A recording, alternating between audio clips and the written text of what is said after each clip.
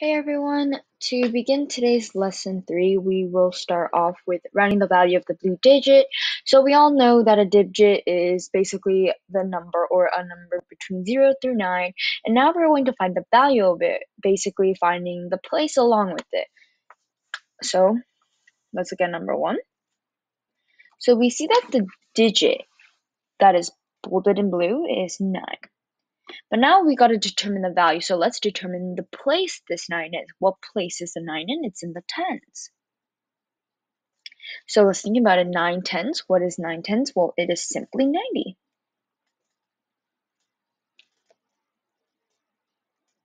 But something a little bigger, such as number 6. So we see that there is a 2 that is blue and bolded.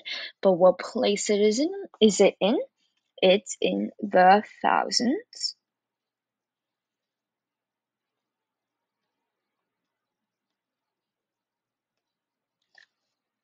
So let's think about it. 2000s. Well, it's basically how I just said it, 2000. And that is your digit or value. Moving on, we will be writing these different forms of number in the standard form. So the standard form is the one whole number itself. So we have two different forms. We have expanded and word form. So let's try number 1 first. So number 1 is an example of the expanded. And basically what expanded form is a whole big number just expanded or taken apart into smaller numbers. And all we really need to do is combine them. Now we're going to think logically here. We don't really literally need to add any of these numbers. We can just think of it as placeholders or putting these numbers in places. So let's look at the biggest number. So the biggest number is 1000. And you can see all these zeros here. They're just empty space. So what we're going to do is fill them in with what? With these. So we can see that 900 can clearly come in this space. 40, the 4 can clearly come in this space, and 2 can clearly come in this space. So when we think about that, when we put these different numbers in its place, what do we get? Well, when we combine them, we get 1942. Now something like number 3, the word form. So there is no number whatsoever, so we're going to have to come up with our own unless you can think of it right on the top of your head. But if you cannot, we're just going to have to write it down. So 2000, well, it's just 2000. You can put the plus, but honestly, it doesn't matter as long as you know that you're going to combine these in the end. So yeah, let's just put a plus. 400, well, it's literally 400. And plus 67 plus 67. So we can right off the bat say that 4 can come in here because the 400 and 400. But now we have a 67. And there's no 0, so there's nothing else that's going to come in the 67. But 67, we can see that it can come in these two different 10s and 1s, just as how it can come over here and here. So when you combine all that together, what number do you get? You get 2,467, just like it says on the word form here.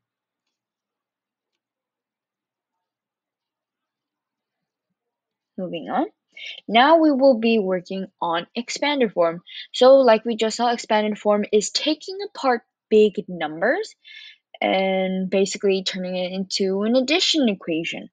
So let's do number 1. So we're going to determine what each of these are.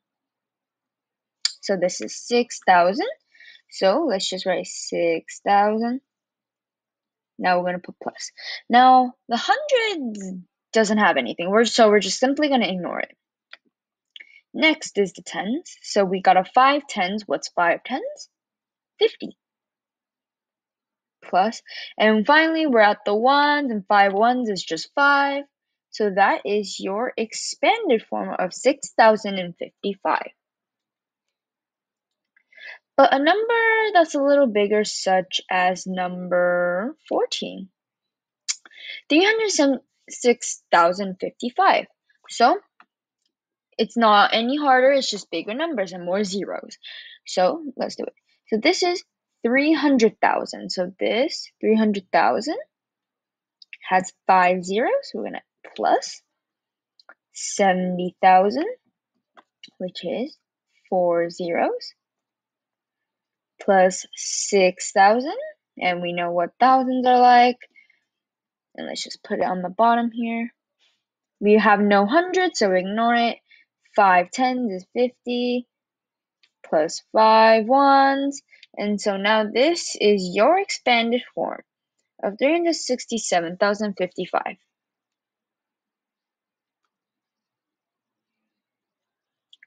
Lastly, we will be doing some word problems.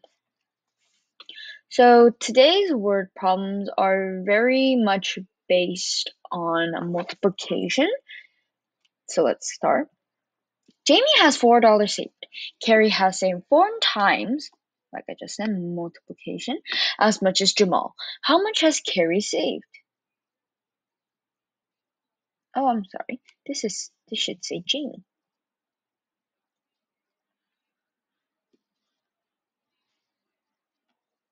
Anyways, so we see that Carrie has 4 times of $4. So let's just write that. 4 times $4.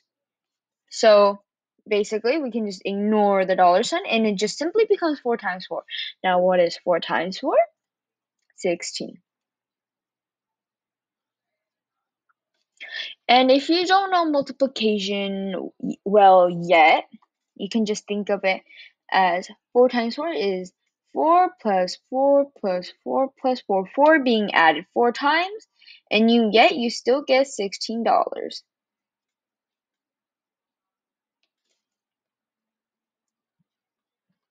And let's try one more. Mrs. Jones gives out 2 cookies to her students in class. If there are 11 students in the class, how many total cookies did Mrs. Jones give out? So let's underline the important information, since there is not anything that specifically says multiplication times or whatever. So let's just underline some important information that will help us do the multiplication more smoothly. So Mrs. Jones gives out 2 cookies. And there are 11 students in our class. So how many total cookies did Mrs. Jones give out? So if each student of the 11 students get 2 cookies, how much would that be? So if we think of it in the multiplication terms, we're simply just going to get 2 times 11 students. And what's 2 times 11? 22 cookies. But let's say you couldn't think of multiplication right off the bat. Well, you simply can just think of 2 cookies for 11 students. So 2 plus 2 plus 2 and dot dot dot. And yeah, you would until plus 2 11 times and you would get 22 cookies nevertheless. But it is best to know your multiplication table so that you can solve it much quicker. I hope this all made sense and thank you for listening.